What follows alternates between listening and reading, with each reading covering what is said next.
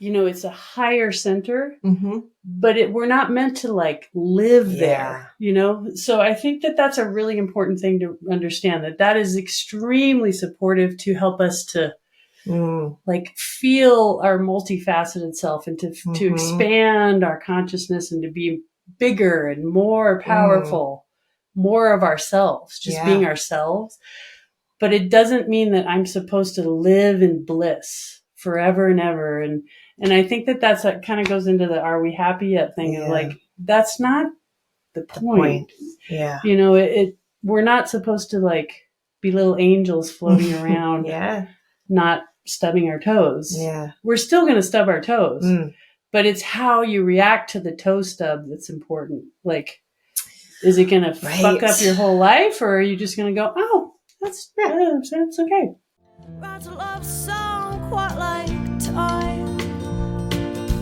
Welcome to Are We Happy Yet? I'm Hannah Buzzo, licensed therapist. I'm Jane Thatcher-Hahn, licensed clinical social worker. We're not just friends, we're therapists who have been working with our clients on improving their mental health and relationships for years. Coupled with our own life experiences, we found ourselves in a conundrum. As mental health becomes less stigmatized and conversations about healing, self-help, and personal growth have gone mainstream, why are more and more Americans reporting lower life satisfaction and increased mental health issues with each passing year? The question kept nagging at us. Despite the growing openness around mental health, why are we seeing an increase in anxiety, depression, and isolation? It's baffling, right? We're all diving into therapy, self-help, psychedelics, meditation, life hacks, you name it. But the sense of connection and well-being seems to be slipping away, no matter what we do. So Jane and I got curious about the bigger picture, how creativity, politics, technology, work, spirituality, culture, and more impact our well-being. Our goal is to spark open, relatable conversations about these topics. Through unfiltered discussions, a few uncomfortable truths, we'll have lots of laughter and lightheartedness along the way. Join us each week as we dig deep into these questions, share insights, and try to understand what will truly, finally, make us happy. Let's go.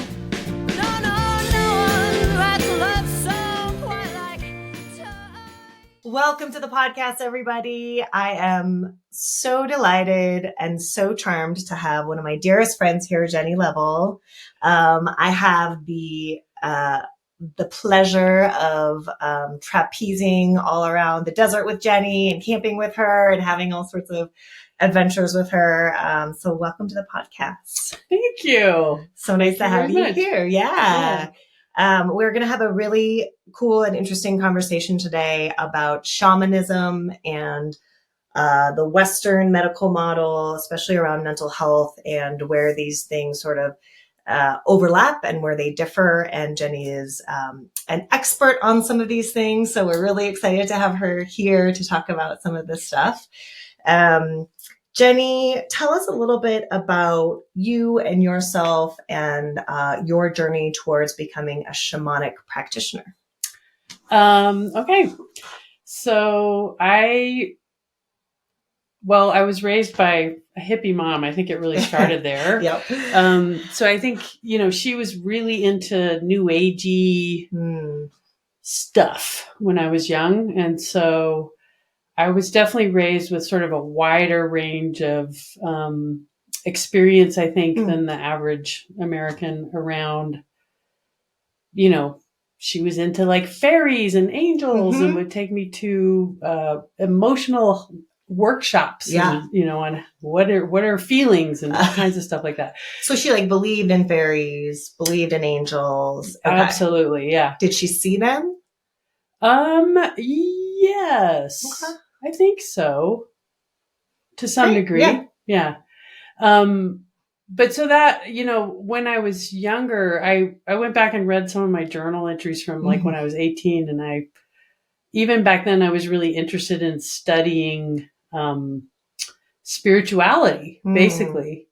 And, I was doing like traditional college and taking psychology courses and being like, let's talk about acupuncture and how it works on the body. And my professors were going, no, that's not a thing, Yeah. So I think I've always had sort of like an outside of the Western model viewpoint. Yeah.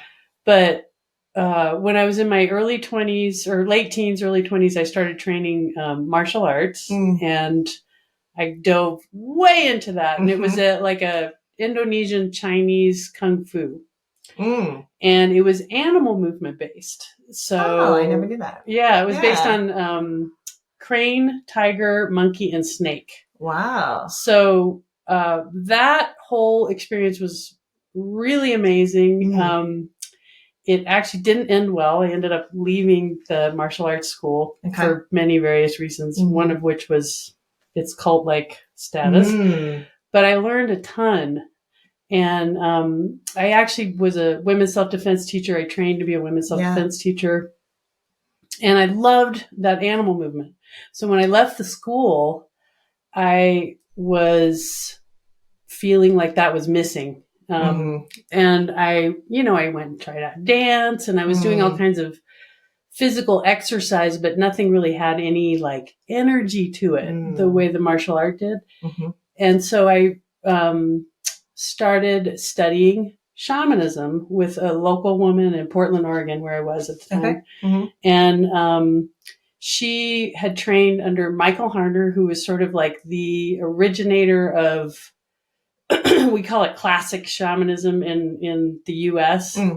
He was an anthropologist, and he went to South America and studied a tribe as an anthropologist with that sort of mental Western model in his head. In his course of studying with this tribe, he actually really, really got in with the tribe, and he was one of the few people that kind of just believed what they told him and tried out dancing around a fire with them instead of just observing them, and learned a ton about shamanism. And then he brought it back into the States. And that was fantastic. So in my 20s, I learned about shamanic journeying and drum journeying and things like that. Did he have a school, or you studied? Yeah, he did. And, he taught workshops, and I went to some of his workshops, and he was hilarious. He looked like a professor. He was this like guy in his 80s. Yeah. And you would go to these weekend workshops with him, and he would be like, "We are now going to dance like the eagle." And just out of nowhere, he would just be this like, "Whoa, caw," and extremely expressive.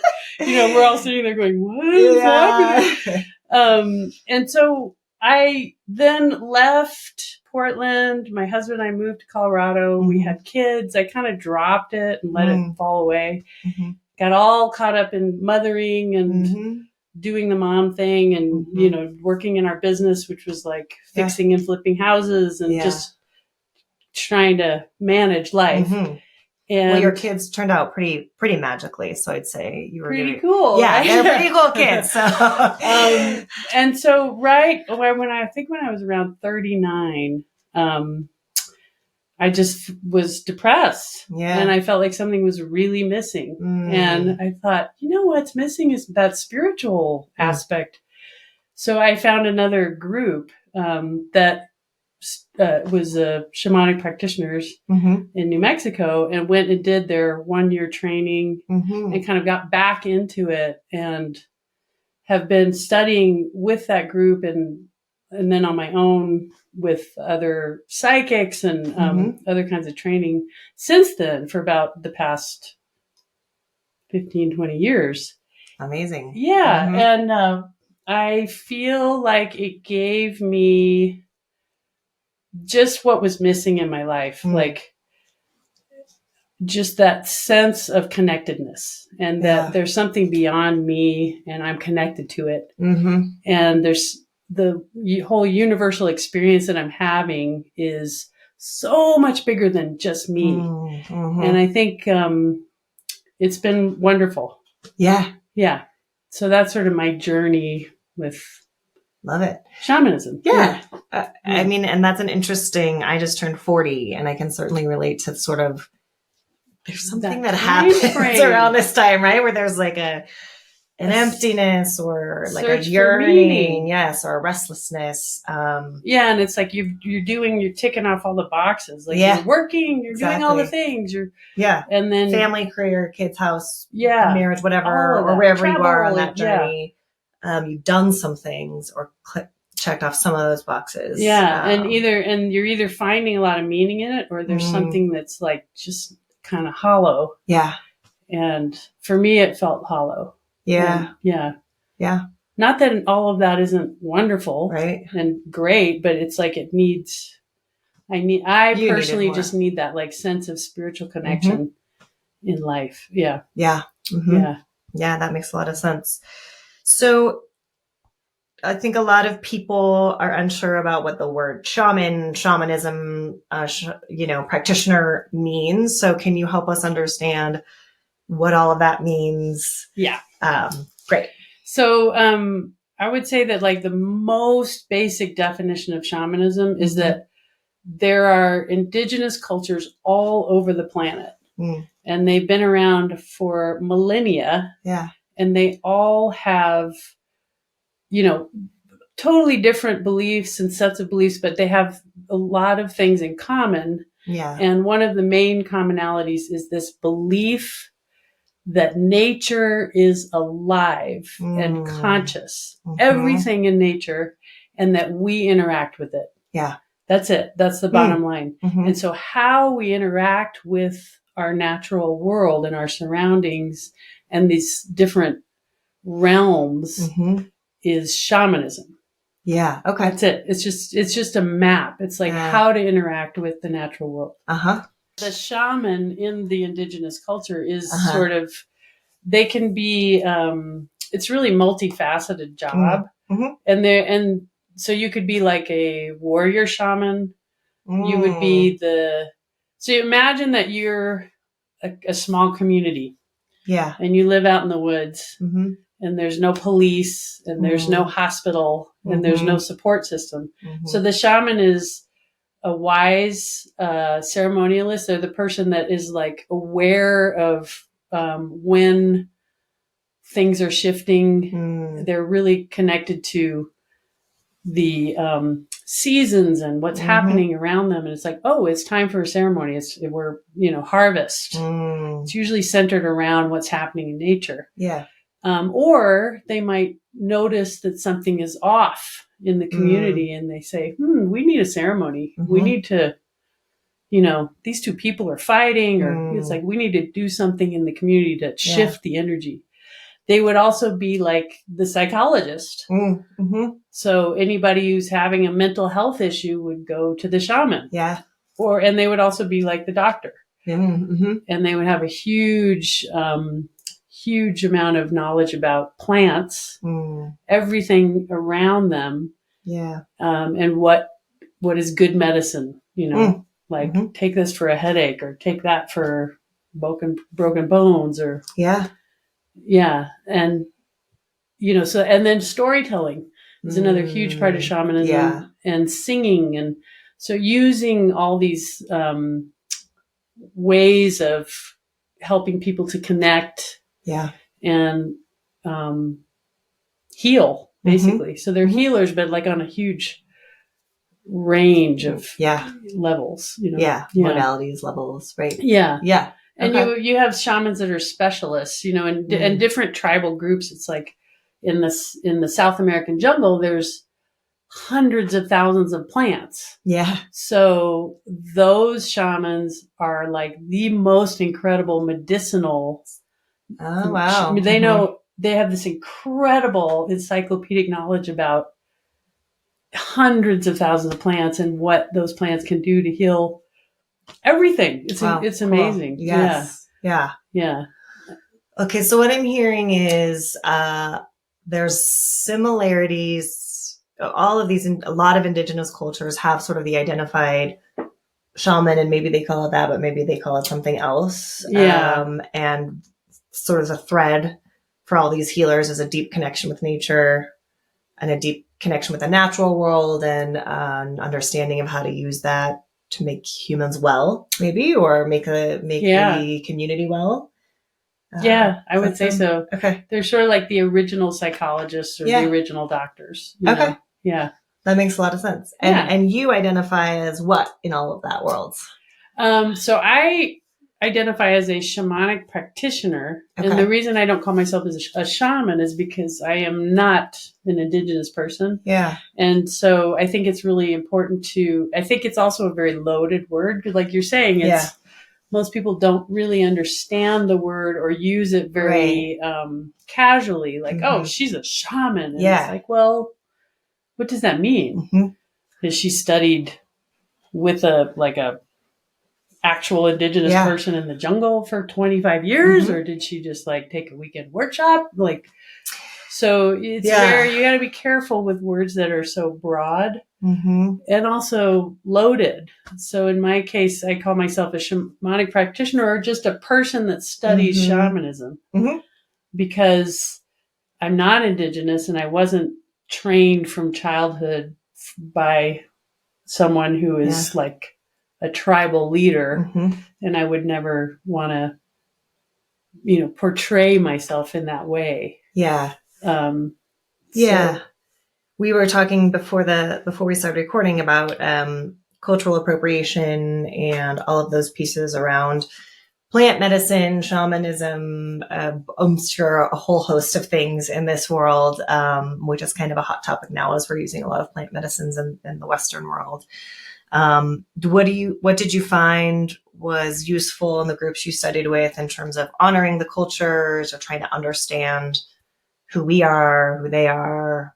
Are we allowed to use this medicine? Are we allowed to use this type of healing? How can we understand that better? Yeah. I mean, I think it's, so I think it all comes down to respect and, listening. I think as a culture, we tend to want to be the person in the room that like knows a lot or is, the most knowledgeable. And, we're not that great at listening. Yeah. And, I think that, originally that's an issue. And I think we're still dealing with that, especially with indigenous cultures.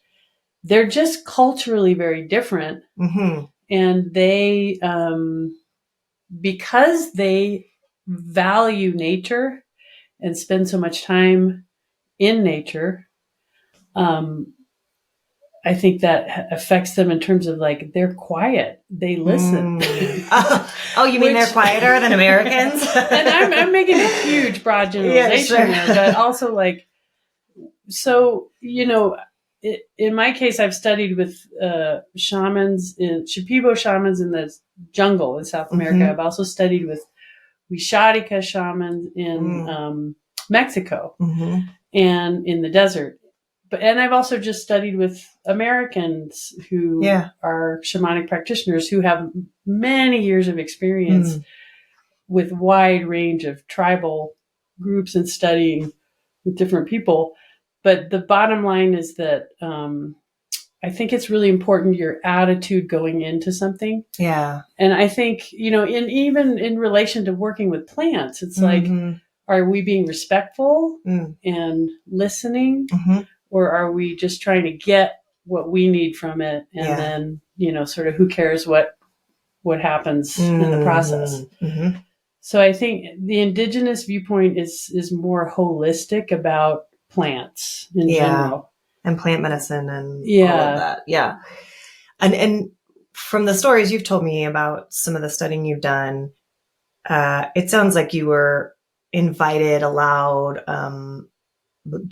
in by these tribes. Like, it's not like you forced your way in and were like, teach me everything you know, right? There was a sort of a symbiotic relationship. Absolutely. I would say that there's a accepting, and the two people that I've worked with were some of the most humble, most heartfelt, most kind of whole people that I've ever met. But I would also say you have to earn it. So it's not something where you can just kind of show up and expect to be given the diamonds like immediately. Like the more that you show up and the more often and over time, the more that you will receive. you know? Yeah. And I think that, you know, there is a level of just experience is good, you know, and doing things over a period of time and learning as you go is really important. And that's true with therapy. It's true with anything. It's Right, like, definitely. you know, the more you do it, the better you become at it, but also the more when you're working with indigenous people or with shamanic practitioners or shamans, being able to just observe and listen and be present and learn from their being is kind of a big part of it, you know. It's not like you know, there's got to be something in your own approach and your own, there's got to be a humbleness like in your own approach. Exactly, that's it, approach with humility. Yes. And I think what people's complaints are about, you know, the explosion of young people in Venice Beach doing ayahuasca ceremonies or offering things is maybe, I mean, maybe that's part of it, is that there isn't a humbleness, or there's looking for immediate gratification, or there is an appropriation piece that. Well, and there is, and it's, you know, I think it's because we're such a fast culture. Like, it's like we think, oh, I'm going to take 3 weekend workshops and then I'm going to have like my shaman degree. Right. And it is actually, and I think that's part of why it's such a loaded word. It can become such an issue, is because so many people are using it with such a wide range of knowing literally nothing to lifetimes of experience, you know? Yeah. So, you have to be discerning about, you know, who you work with. I think that's a big piece of it, both with therapists, you know, and I'm always talking about finding a therapist that's a good fit for you and finding any sort of mental health practitioner that's a good fit. But we've talked on the podcast before about if you're going to work with non-traditional medicines, is that a fair way to say it? That you're also working with people who are experienced and very well boundaried. Yes. And have done a lot of their own work, right? Absolutely. And, you know, a background in therapy or having some other, you know, set of skill set. Yeah. Like for me, because I was a women's self-defense teacher and I trained, that was something that I did like a 2-year training for. I feel like I have that as part of my skill set, and it's extremely helpful. So I think that, you know, that it's kind of the Wild West out there. And I learned that at a young age with my mom, because she dragged me all over to all kinds of new age workshops. And there was a wide range. It was like from people who were absolute shysters to really, really knowledgeable people that I learned a lot from. But, you know, it's like trusting your own inner compass, developing your inner compass is the biggest gift you can do, you know, develop for yourself. And then it's like, you've got to trust your own compass in terms of who you work with. And especially when we're talking about getting into things like plant medicine and ceremonies and those healing modalities that we're just developing now. So there's a range of, there's some, you know, messiness going on around in there. Definitely. Yeah. I'll never forget, speaking of Venice Beach, I was in California and I met this random guy from Australia who's traveling around singing songs to women. And he told me he was a shaman, and I had no idea what that word meant. So I thought maybe he was like a holy anyways, he just tried to make out with me in the back of a van. That's all I remember about it. It was totally weird. Whenever I hear stories like that, I'm like, what did that mean to him? What was he saying? Like, what did that word mean to him? Like, did he just claim that for himself one day? Or did he do some studying? And I mean, did he go get a healing from somebody? Or, I mean, who knows what that, or did he just make it up? That's right. And I think that's what gets so tricky. And I think that's why really in the Western world we have, okay, you have this degree, then you have this training, then you have these letters after your name. Right. And there is some benefit to that. There is some benefit to saying, okay, this is an LCSW, or this is a psychologist, or this is a physician. There's also some gatekeeping around that, where, you know, okay, so people with this amount of education who had a pathway to that education and could afford that education, those can be our healers versus, right. You know, This other person that is a total natural, but didn't have that opportunity. Or yeah. So this is interesting, but I think what you're saying, you know, we're out in Colorado where there's lots of psychedelic medicine happening, and there's lots of people who are saying that they're healers, and there's lots of people who are trying out this new world, and there isn't any sort of delineation about who can and can't use that. Well, and legally there is, but just so you all know, there's lots of people just out doing it in their basements with groups of people saying they're a healer, right? And so we don't have a great sense of who those people are. And because it's, as you said, it's messy and you're putting people in an altered state, it's actually quite easy for people to then be abusive or manipulative or... I mean, you want to work with somebody who's... skilled.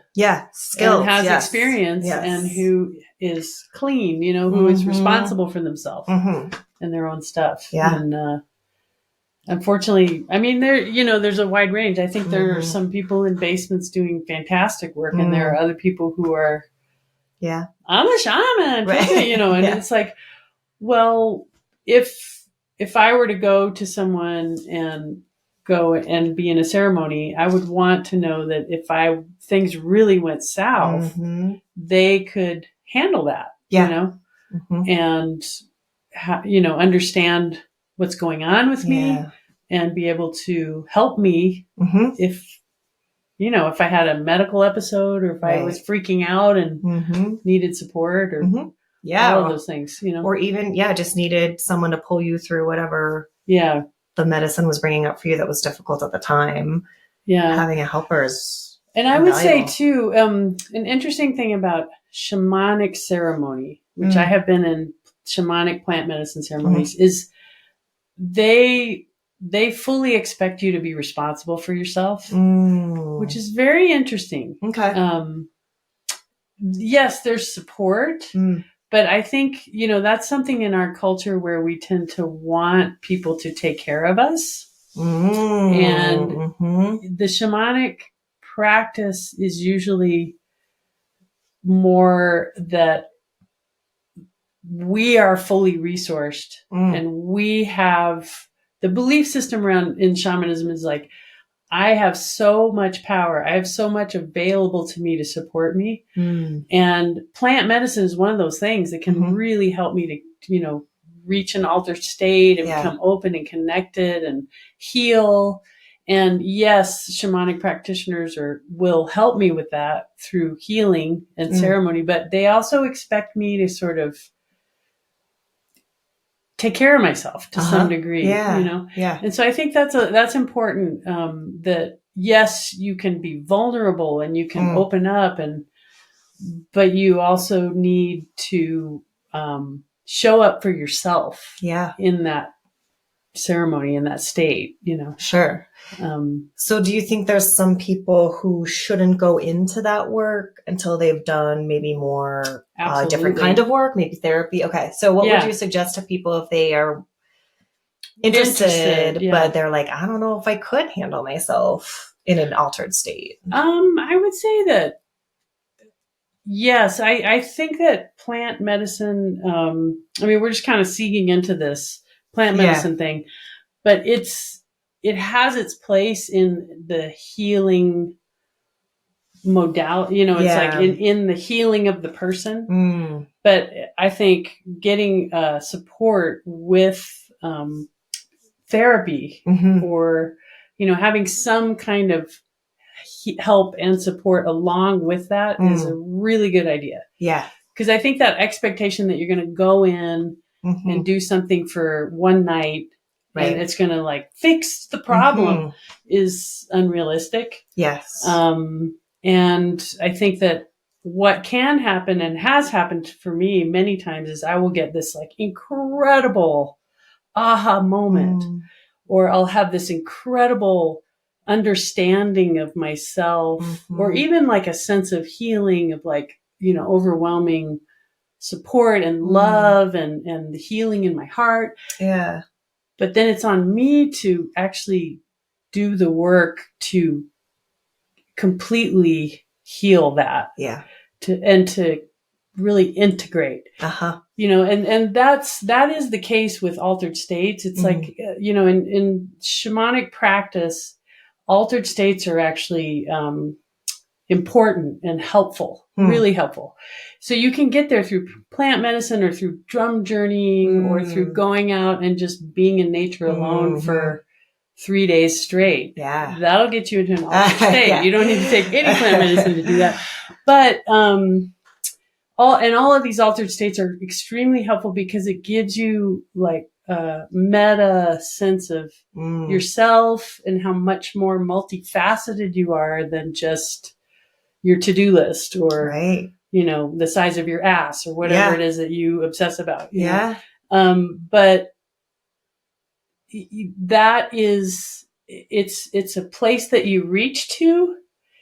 It's a higher center, but we're not meant to like live there, So I think that that's a really important thing to understand, that is extremely supportive to help us to like feel our multifaceted self and to expand our consciousness and to be bigger and more powerful, more of ourselves, just being ourselves. But it doesn't mean that I'm supposed to live in bliss forever and ever. And I think that that's that kind of goes into the "are we happy yet" thing of like, that's not the point. Yeah. We're not supposed to like be little angels floating around, not stubbing our toes. Yeah. We're still going to stub our toes, but it's how you react to the toe stub that's important. Like, is it going to fuck up your whole life, or are you just going to go, oh, that's okay. It just hurt for a second. It's okay. Yeah, that's so fascinating. And I think that's come up on the podcast a lot about being uncomfortable, being in the struggle, being in the humanness of things is part of it, right? Yeah. And you're not getting past that at any point. Like even Thich Nhat Hanh had diarrhea. You know what I mean? Yeah, like totally. We're not. So I think that that's I'm not sure where that came from, and maybe it's a Christian model or a Western model, but this idea of like perfection, and we're going to reach perfection, and it'll all be perfect. It's like that's a crazy, crazy thing to strive for. Well, I think it's a fuel for capitalism, right? Yes. If you want to sell something, what you want to do is say you can achieve bliss. You can achieve bliss through this, whatever it is. And by the way, you're going to look amazing. You're going to feel amazing. You're going to have tons of money in the bank. Exactly. And able to do it all. Right. Yeah. You're going to be happy all the time, and your relationships are going to be easy, and you're going to have the perfect partner, and you're going to, live happily ever after. I think. And then you'll be happy. And then you'll be happy. But if we hit something and we achieve, capitalism doesn't do as well if we all sit around and are like, okay, I don't need anything more. I don't need to buy anything more to be well, actually, That is true. And I almost, because I look at myself, and I would just say that like my daily shamanic practice, the fact that I've been doing it for as long as I have has built in me a sense of like inner strength and resilience and inner calm, which I can get there faster now, I can be peaceful, but it's really interesting when I'm in that state. I don't want anything. I don't really need new clothes or, it does like, you get out of that idea of like, I need something. I need something to fill up the space, and like your cravings, maybe it changes the way you crave things or the way you believe you need, or maybe it changes a sense of like, I'm not good enough or I'm not perfect and enough. And I have to deal with this discomfort all the time. It's like, you can kind of be present. You're just more present. Yeah. And it's great. Yeah. Sounds great. Yeah. And what's funny is like, we're talking about this happiness thing, and I would say that I almost think happy is another loaded word like shaman, where it connotes like I'm in bliss, and really it's like I'm more content and at peace in myself more of the time. I don't know that I'm happy. Yeah. But that, I feel really good most of the time now. And maybe that's all I need to strive for. Right. Know? Yeah. And sounds like the goalpost change. Like, you're not like, I'm trying to be in bliss or happy all the time, but you are, or enlightened, but you are more satisfied, more content, less, it's not that you're not experiencing the uncomfortable things, but maybe there's more acceptance. Yeah, I think so. I would say that like my pain and sadness and discomfort or disharmony comes up less often. And then when it does, it's less intense now because I have this very strong neutral observer on board. Love a neutral observer. Yeah. But that doesn't mean those feelings don't happen still. Like I felt really sad today about a few things, but I was able to observe that sadness and just let it flow and not like try to get rid of it or, Yeah. Well, Hannah, she's always talking about, we just we don't want to feel discomfort at any moment. We are taught that discomfort's bad and that we should be avoiding it, again, with the capitalism and the buying and the filling yourself up with all these things and substances. And I think, so much of the pain that we experience is actually because we're trying to avoid the actual pure experience of the pain, right? Yeah. Like life is inherently... And we're attaching all this suffering to it. Yeah. Well, yes. Yeah. Because we're going to hurt and we're going to lose things and we're going to watch things fall apart and destruct. And there's no avoiding that. That's it. That's just that we're in bodies. We're alive. Yeah. We're going to, and we are part of this natural system. And what I would say about shamanism that is like super helpful is that the whole belief is that nature is alive and conscious and actually here to support us, that it has a lot of medicine and interacting like, and there's, that's starting to be such a big thing. Like even Kaiser, for God's sake, is like, go take a walk in nature. You'll feel better. Thanks, Kaiser. Thanks for that tip. But it's true.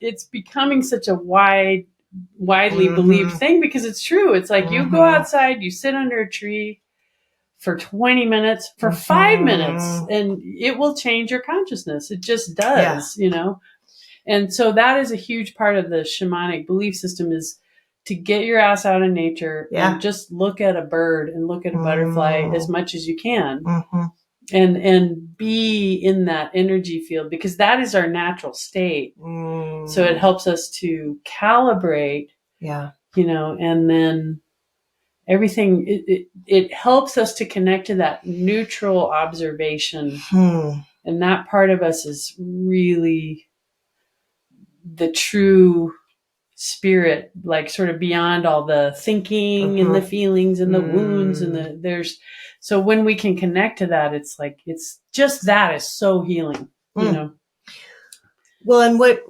what I think about and been thinking about a lot is the things that we truly need as humans used to be baked in to daily life. So right now I live in a city. I have to make an effort to be in nature. Although I can go lay in the grass and sit against the tree, but to be fully immersed in nature where I can't hear a car, I have to make a lot of effort. But for most of humanity, we lived in nature just naturally. Yeah. And we lived in community and we lived by candlelight, like it's like we slept a lot more in the winter because it was just freaking dark. Right. Now we pretend and now we're like lights on, midnight, still going.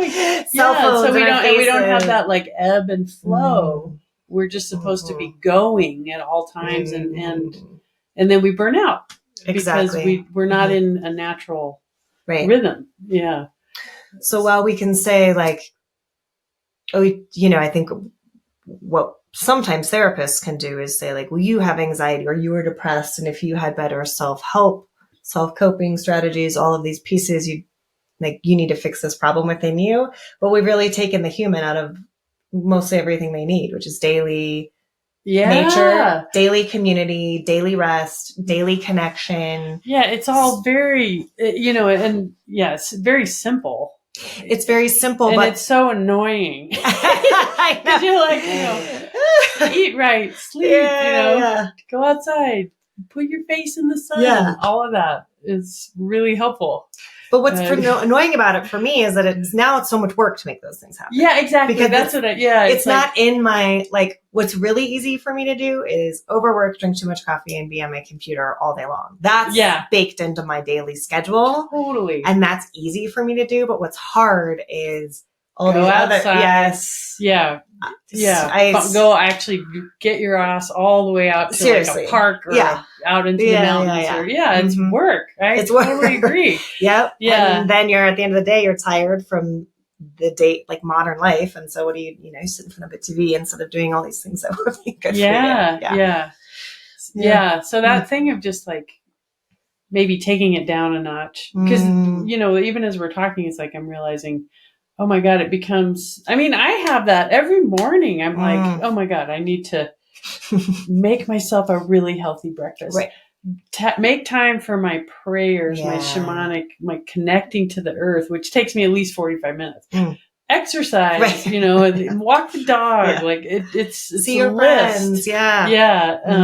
And then try to get all that done and then get some work done in there, So being kind to ourselves is really important. Yeah. Yes. And slowing down. It's difficult because our culture does not reward being in our own natural rhythm and pace. But there's something like, I really truly believe this, that the more we can connect within and kind of say, no, I'm not going to overwork. No, I'm not going to take on the extra hours. Maybe I'll make less money or whatever the price is that I have to pay for that. But I actually really believe that the more we can have like a really good natural self-care, the more that the universe rewards us, like it's this funny thing where then the opportunities present themselves and you're aware, you're open and you're neutral and you're able to actually see the freaking opportunities that came. You're not too busy and too tired and unable to even respond, I love that. I think, I often think to myself and tell my clients, you will be rewarded for your anxiety because you will work harder and longer and obsess more, and you will be rewarded financially. You'll move up the ladder if you're like an obsessive workaholic. Yes, our culture rewards the burnout, overworking, the people that don't question, that just show up and work their fucking asses off every day. But rewarded with what? It's like right. And so I have to talk a lot with my clients about, what does it mean to achieve? What does it mean? Everybody wants to achieve or be exceptional or reach the next level or hustle. Everybody wants recognition. And I think it's normal and natural to want recognition, and we all deserve that. But we're looking for it in all of these places that make us sad and tired and burned out.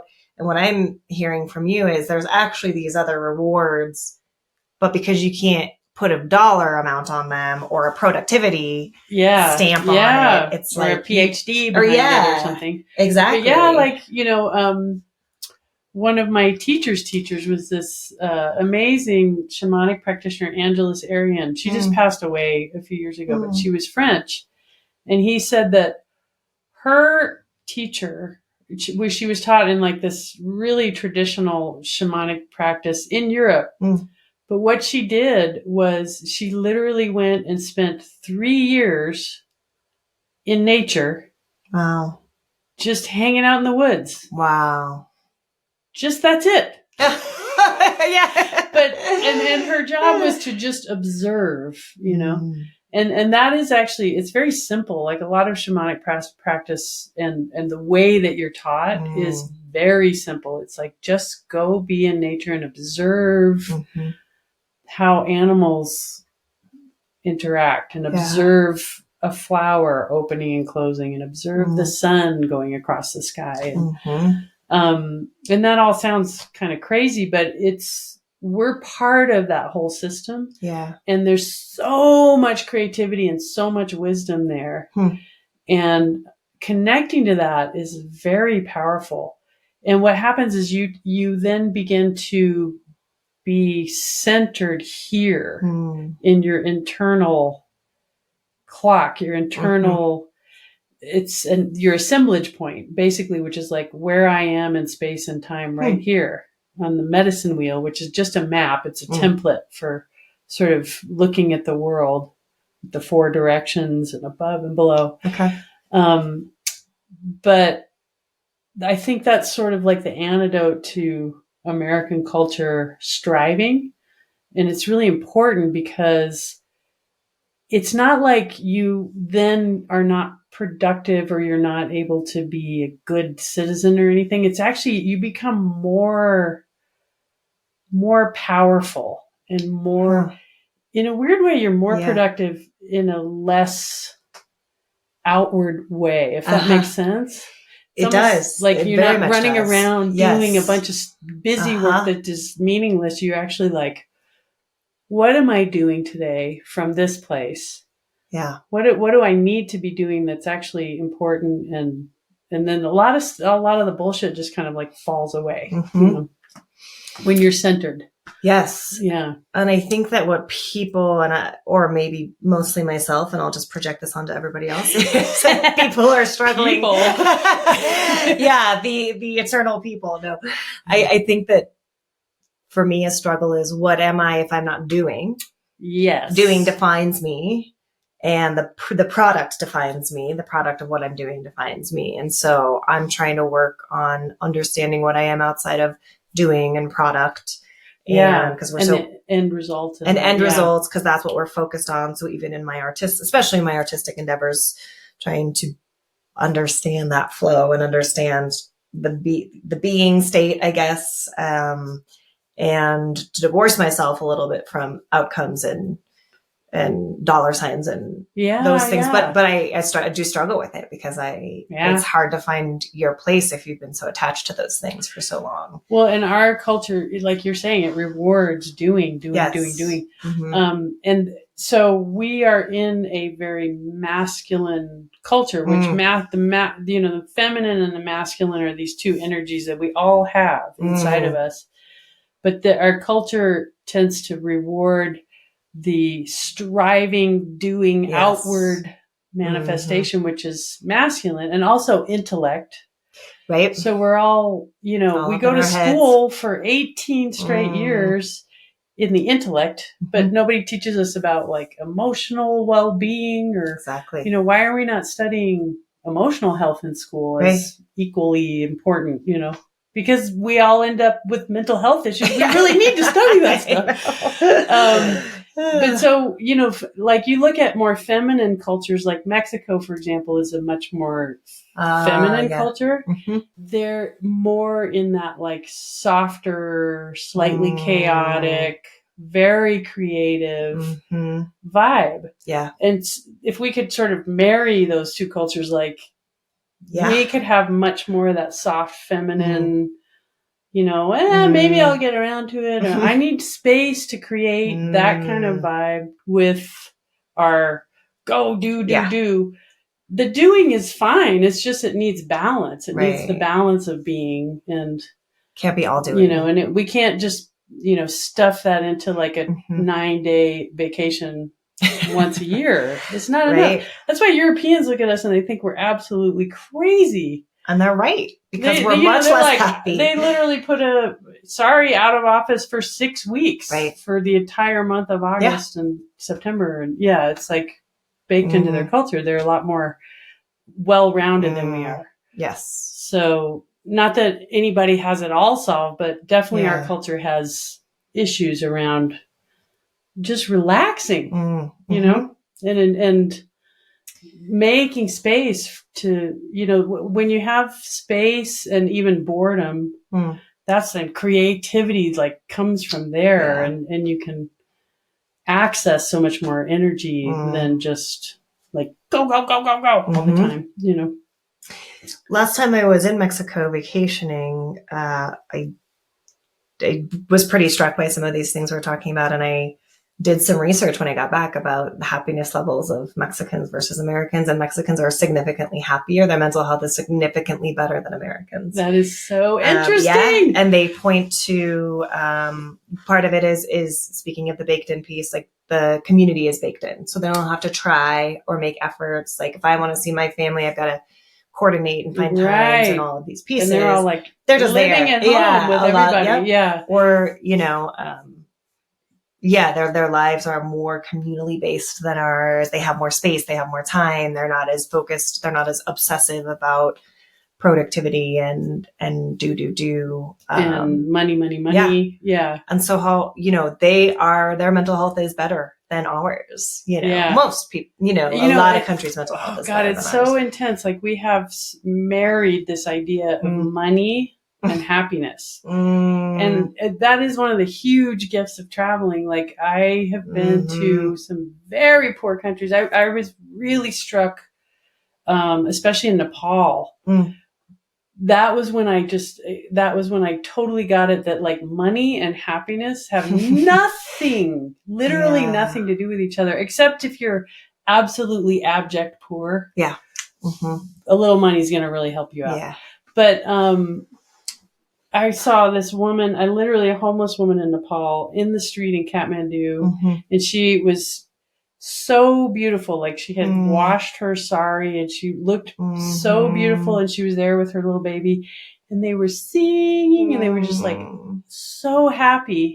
And they literally had nothing. Like she did not know where the next meal was coming from, but she did not care. And it just, I don't know, for some reason that moment, it was like I popped out of that American culture bubble of thinking that I was like, oh, we are so weird. Right. We really think that money is everything in this culture. And then we literally kill ourselves trying to get it. And we're unhappy the entire time. Money and then we get the freaking boat, and then we're still unhappy sitting on the boat because we never bothered to like work on ourselves or connect with anything beyond ourselves. So then it's like the boat is an empty shell, with you in it, and you're unhappy because you didn't do anything your whole life. And your nervous system is shot, and you're anxious, and you're stressed, and your relationships aren't working. Weird is a good word, though. I think a lot of other cultures are looking in at Americans, just going, like, wow, you guys are so messed up. Yeah, why are you doing it this way? Well, and what's so crazy is when you're in that soup, you just think that's the way everything is. And it's really not. It's not. It's not. And then I think the problem is that then you think, what's wrong with me? Because I don't fit. And I can't make it work here in this insane striving culture. Yeah. Right. Like I can't, I have a failure because somehow like the money and the, the home, the this, the that, the relationships, those are all like working for other people. Right. And then I'm the one that's anxious and depressed or OCD or... Well, and then now we have this little computer that's constantly showing us images of people being like, I'm amazing. I'm doing all the things, Yeah.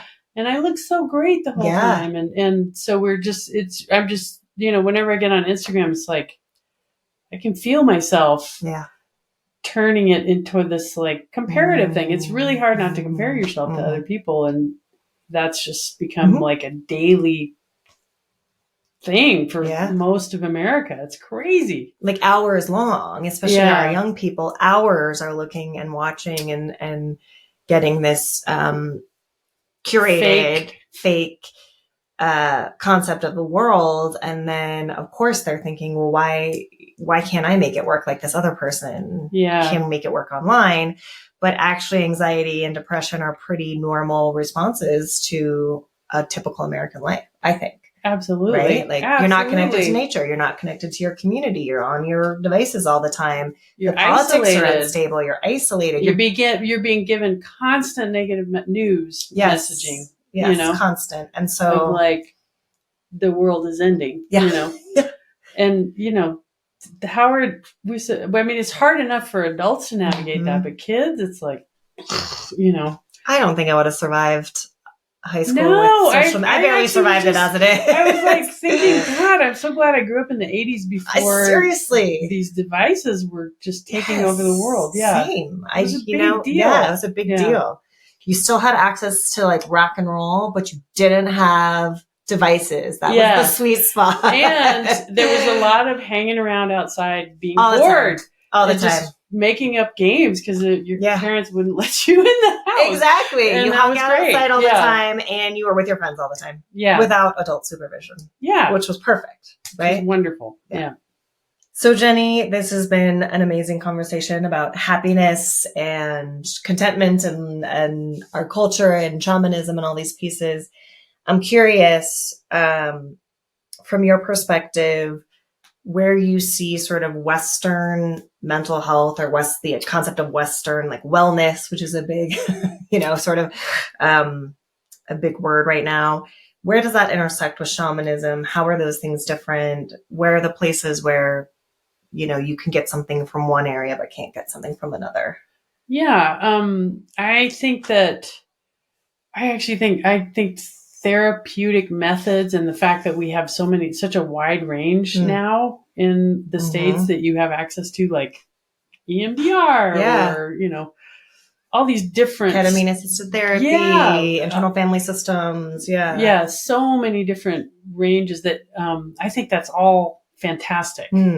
And I do think that shamanism, where it is helpful or can be like a added bonus, is basically, I think that there's a lot of study of like the mind and the heart and how to heal the mind and heal the heart. And shamanism brings in energy and the spirit. And so it's just adds that like other layer of what does it mean to be a whole human?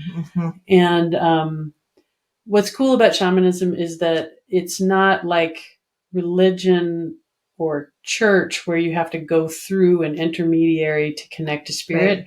It's on you, baby. You're given a map and you can go outside and do a drum journey and do it all yourself and connect with your own, or you can have somebody help you along, but you actually are given this whole skill set to go out and talk to your power animal, or talk to that flower or just get some energy from nature. And there's no having to go through anybody. It's like, it's all right there for you.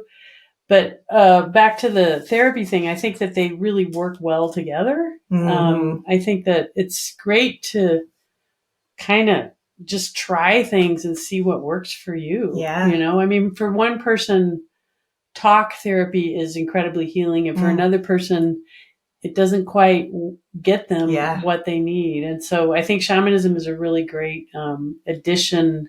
It can help just heal things on a spiritual level, energetic level. Sometimes we have like energy holes or just places that we're not aware of, that shamanism kind of reaches it in a different way. Yeah. And as you're talking, I'm just thinking about the way I was trained, the way that we talk in the Western mental health world. We talk a lot about the body. We talk a lot about the brain. We talk a lot about the nervous system. So very tangible things. Yeah. But of course, what we're finding and one of the things we like to talk about on the podcast is, like where do you hit up where you've done talk therapy or you've, explored a certain modality and you've hit a wall, you've hit the end point, and we talk about the back door with EMDR or some of these other modalities, sort of a back door into what's stuck or what isn't moving. And you're talking about that spiritual and energetic piece of it all. So, body, mind, spirit, heart, energy, I think there's so many things that can heal a person and heal an individual issue. And I think, when people come to me to heal trauma or attachment issues or to work on their relationships, I often say, throw everything at it. Throw everything at it. Throw your creativity and your spirituality and this kind of therapy and that kind of therapy, and walk in nature and eat better. Take a dance class. Whatever it is. Yeah. And not to overwhelm people with this idea that you have to try everything to get better. But also like just it's all good. It's all, it all helps your spirit. It's creativity, and it's not like I have to go get shock therapy or something. It's like, there's this wide, and actually that is a shamanic belief too. It's like, there's an African, I can't remember the name of the tribe. There's an African tribe that one of the questions they ask when they're working on healing, a healing session is, when did you stop dancing? When did you stop singing? And when did you become silent? And, you know, a lot of us think, shit, I stopped singing when I was like 3. Yeah. Right. know? That's right. Yeah. But, you know, African cultures are such song and dance cultures, which is a language of the spirit. Yeah. So that, you know, it's true. Throw everything at it. It's like, there's so many, levels of creativity and levels of being. Yeah. And our culture doesn't really value a lot of it. No. But it doesn't mean that it's not really important and soul enriching. Like just creating for creation's sake, like just drawing is so good for you. Yeah. It just, it's the feminine. It's like we need to make space for the whole of us. Yes. You know? Yeah. And it's hard for us in America because doing something just because it's good for us might not lead to money or feels good, might not lead to money or might not be considered productive, right? Yeah. Yeah. Yeah. Might not lead to like weight loss or something. Yeah. I don't know. Yeah. I love that. It's tough. Yeah. I'm curious, if somebody wanted to add shamanism to their life, the treatments or the support they're already getting, or they just want to start there, what would you suggest to them? I would suggest, take a workshop. Okay. Yeah. Or go to a class. I mean, there's, you know, many people out there that you like, go to your local new age bookstore and you'll find, you know, a shamanic drumming class or I mean, all of those things are really helpful. Yeah. And I, of course, have suggestions of who to work with in the Denver area or the New Mexico. But I think that if you want to do plant medicine, if that's something that you're interested in, I think that you should go take a workshop, go take a class, ask around. You know, people know people. There's a lot of people that have done wide ranges of that, and you can find what you need. You know? Yeah. Okay. Yeah. Yeah. So trust your inner compass. Yes. Yeah. So when navigating those waters, which are a little bit murky right now and not as clear as maybe some of the other avenues or paths, your big suggestion is trust your compass. Go work with somebody who's really experienced. Yeah. You know, you're putting yourself in your vulnerable self in somebody's hands.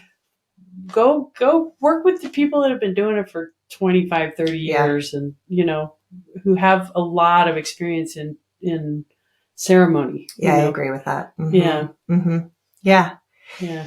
So to wrap up, the final question we always like to ask our guests is, in terms of, and we covered actually so many of these pieces in this podcast, but what is like the thing that's holding us back the most from being happy? What is the thing that's not working the most?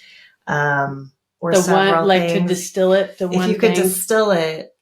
I would say a sense of disconnectedness. Yeah. So, you know, finding connection, whether that's through connecting with people or music or nature's mine, you know. Yeah. But what makes you feel connected? And seek that out. And by connected, I mean not just like, ooh, people like me. It's like, I feel like I am a soul in a body that has a place in this world. I have a purpose. What makes you feel like that? You know? And also what makes you feel so purposeful, alive, connected. Yeah. I think those are words that like you said, we're not training or teaching people how to seek that out or find that out. We're not building it into our day-to-day lives. And, our culture is so much about like isolation, individual freedom over everything. Mm-hmm. Me. Mm-hmm. And that doesn't really lead to happiness. It's, if you're just constantly focusing on yourself, it leads to depression for sure. Mm-hmm. So, go volunteer, go do something for somebody else. Mm-hmm. It's really helpful. Just to get out of your own way. Yeah. Absolutely. Yeah. Jenny, this has been such a fun, enlightening conversation. You have so many cool, unique experiences that really help us speak to the question of why aren't we happy yet, and help us understand things in this really awesome, different way.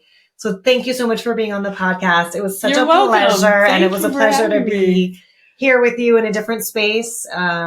Next time we'll be out trapezing around Colorado or Southern Utah or wherever we may find ourselves. So thanks for being here. You're welcome. It was really fun. Good. Thanks.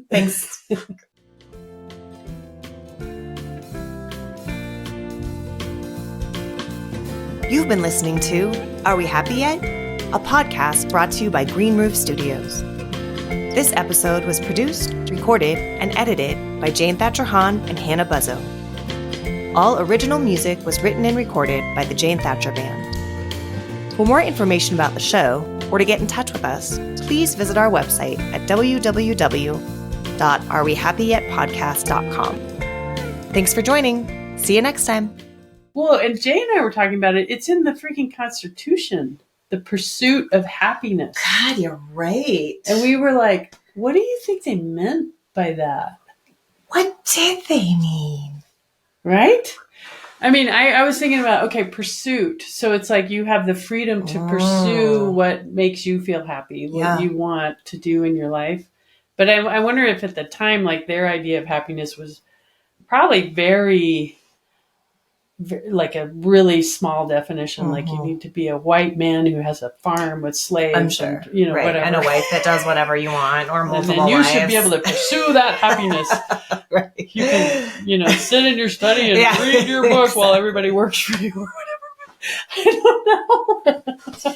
That probably was it. But yeah, I just thought that was really interesting, like pursuit of happiness,